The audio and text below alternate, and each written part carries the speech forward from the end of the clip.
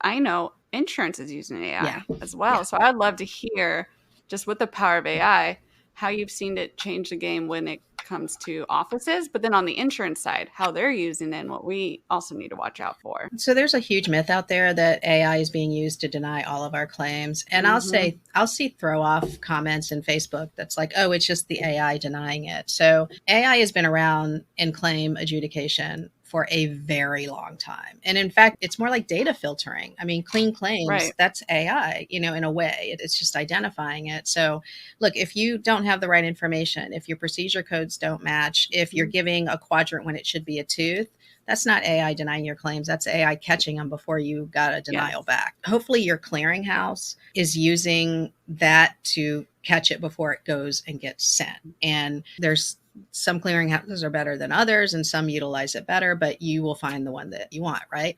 I can speak to AI being used in images. And there's actually a podcast episode where Dr. Mike Barneve came on to Nobody Told Me That. And he is not only a former dental director for Adelta, but he's also Pearl's clinical director. And he talked about Cool. AI and how it Hmm. was used. And the big takeaway from there is that a denial of a service cannot come from a robot or an AI.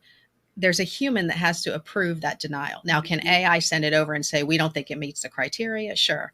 But the doctor is the one that ultimately has to do it. So there's no like blanket, like just mass sending of denials via AI because that actually breaks a lot of insurance laws. So is that going to change? I don't know. That's another thing on the back end is that there's a ton of regulation going on right now or proposed regulation on AI usage in claim adjudication on the medical Hmm. side, which is going to trickle down to us. Right. Trickle down. Hmm. So, is AI analyzing your radiographs? Yes. And so, here's actually a wake up call.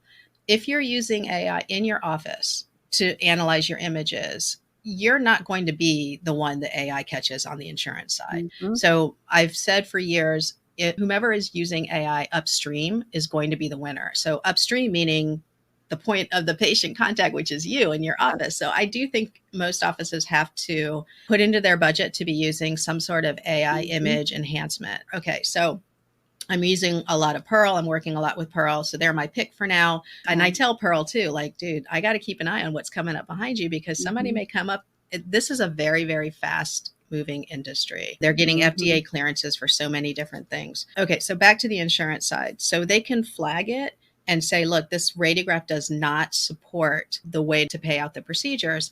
So is it because truly the insurance company doesn't believe that it meets the criteria, or is it because your radiograph is poo poo?